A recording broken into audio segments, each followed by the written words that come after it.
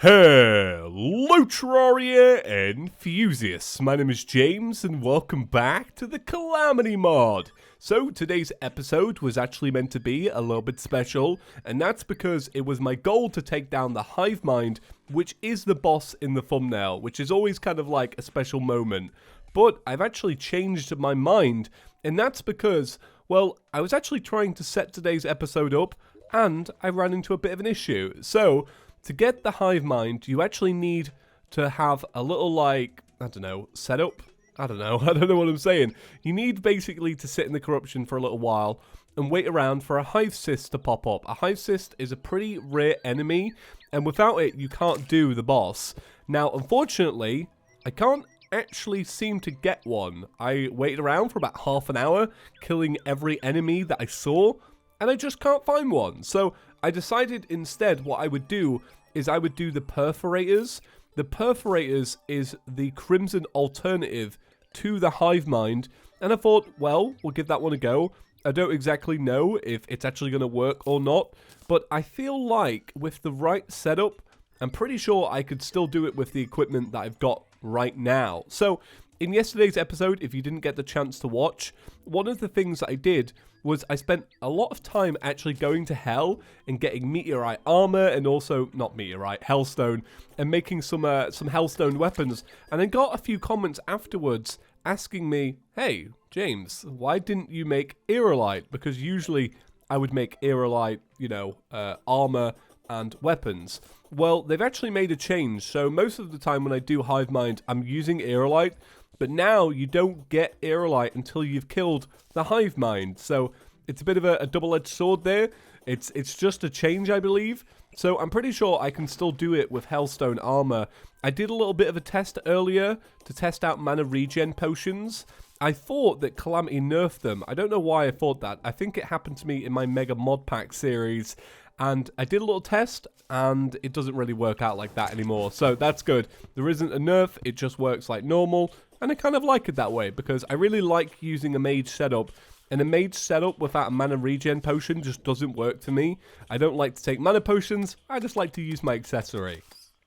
So, now that I've got the introductions out the way, I'm feeling alright today. I mean, I'm not feeling too great. Yesterday, I felt a lot better. So, I've had a cold, as you guys know. And when I get ill, I babble on about it. But I've had this cold for a little while now. It's been like 2-3 days. And yesterday, I felt so much better. The first day, I felt pretty awful. And I took a day off, as you guys know, because I felt really bad. But like today, it just, I don't know. I woke up and I felt like I was going to have a coughing fit. And that's never good. You don't want to cough when you're a YouTuber, because that really sucks. And I don't know, I just feel groggy today. So sorry if I sound a little bit down. I thought I would address it at least, so you know what's up. But what I'm going to do is, I'm going to record my Terraria, because that makes me feel a little bit better. And then after that, I'm going to go chill out and watch Harry Potter, right? And there's a specific reason for that. And it's because around this time, today's Saturday, so around this time of year, there's a channel in Britain, it's called ITV. You probably don't get it if you don't live in Britain. But it plays all of the Harry Potter movies every Saturday. So every Saturday is a new Harry Potter movie. So after this, I'm going to go chill and watch Harry Potter, because being British, being English, it's like a massive part of my childhood, at least. I mean, I'm still expecting my letter to Hogwarts. So, oh yeah, that's perfect. Right, this is perfect. This is actually what I needed to kill, so I'm really happy. I knew this would happen. It happened to me in an old series as well, where I didn't find the cyst, so I was like, screw it. I'll just do the crimson one. So this is good. I just need to make another layer. Now, when I did this in death mode, I actually broke the fight, and they had to actually release a patch for it. So when I did it, it would spawn too low. That was like one of the big problems. Like, if you did it in a floating island, which most people do when they have an alternate version of the world, so we're obviously in corruption, this is crimson, most people would fight it in the sky like I'm doing now, and they figured out after my video that it spawned too low. So what you could do is you could just let it, you know, sit below you, and then it would either despawn and you won, or you could fire like projectiles down and it would just like instantly kill it or something like that. It was really strange. I can't remember the exact stuff about it. Let's buff up and we'll give it a go. I haven't done this fight in forever, honestly. So I don't know if... Oh, okay, you already look different. You were a worm at one point, weren't you? Weren't you a worm? I swear this fight was a worm. Am I going mental? Hopefully not. Alright, let's use this real quick. Okay. Oh, I actually do remember this. I remember this new attack. This attack where it fires down these red orbs that you have to actually dodge. This should be good. This should be good. So, oh, there's the worms. Ah, okay. Well, there's the worm. I don't know how many it's going to have. This is going to be a bit of an endurance test to actually see if I can just beat this or not. The good thing is, the weapon that we've got is really going to help with the worm. Oh my god, my voice. My voice feels terrible. But recording makes me feel better. Like, it does. It takes my mind off it. I'm a bit of a wimp when it comes to being ill. I kind of am, a little bit. Oh, oh, oh, oh. Okay. Oh god, the music is so good. The music is so good. Oh, by the way. Oh, what? I felt like I was going to do that. I was just about to say, the music for Supreme Calamitous came out. Oh my god, it's so good. Oh, hey, look at this, right? So I was like, well, I've just tried the Perforators. Maybe my corruption will be fixed. And look at this. I actually went ahead and found it. Absolutely perfect. Right. I don't know which one's going to be harder, the Perforators or this, but we're about to find out. I spent a little bit more time actually up in the Crimson as well, looking for another little thing to spawn that in again. And I was going to do like a seamless transition between like losing the first fight and getting ready for the second. But no, this is better. I wanted to get this done. Right. I'm going to have to... This is the initial part of the fight before it starts to teleport. Right. Now, I don't know how frequently it teleports at this stage of the fight. And I don't want to get too far away from my arena, so I might just let the fungal clump kind of do its thing for a little bit. Okay, here we go. Right, things are getting a little bit more interesting now. Oh, oh, gotta be careful of these dudes. Okay. Oh, getting rained on, getting rained on. We're gonna be all right. We're gonna be all right. This is kind of better actually because the fight that we were doing, the Perforators, you combine the items that you get from that boss with the items that you get from doing the Brain of Cthulhu. Kind of like how we're going to merge these with some items from the Eater of Worlds. Or at least I think that's how it works. So we obviously haven't done the Brain of Cthulhu. So this makes sense. Right, is this stage 1? Yeah, I thought it was stage 1. So if I don't take any damage now, I might get an adrenaline hit. Oh, I think I'm going to take damage here. Oh, maybe not. Okay. All right, let's get my my mana fully charged. Let's get it to teleport near us. Okay, here we go. Here's our adrenaline hit. Oh, okay. So that's going to make things a little bit easier. Right, I'm going to swap to this weapon now so I can actually target some of the little minions that it's doing. We can do this. I feel like we can do this. I've got my summons going. I'm trying to dodge a little bit better today. Oh, this is good. This is good. All right, so we're about halfway through. That's not bad. I mean, adrenaline got us most of the way here, but I feel like we can do this either way. Oh. Okay. All right, it seems to have chilled down with the summons. I kind of thought it would just get worse and worse. Let's regen some mana. Okay, so this weapon that we've got here, this fire flare or whatever it's called, the water bolt thingy, that one's really good because it's got a lot more damage. But this one's actually really good because as it teleports around, I feel like it's hitting it more. But it's not very strong because look at that, like that is clearly better. So if I can get it in a situation where it's going to tail me like this, I'd rather do that. Oh my god, I think we might actually have this in a second. Bit more of that, and yeah, there we go. Awesome. Nice. We actually did take out the thumbnail boss. That's really cool. It's always nighttime when I end my boss fights. It's always so dismal. Right.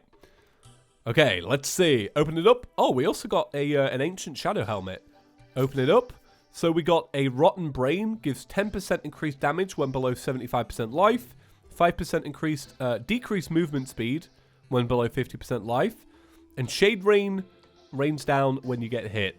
Awesome. We also got the shade thrower. This is the little flamethrower. I always think it's kind of cool. And we got these shadow scales. Now, these shadow scales make quite a bit. So just to show you, they make the teratoma, which is actually the summoning device if you want to make another one. You can get the dark lance and make the demonic pitchfork. You can make a dank staff. This is usually what I go with.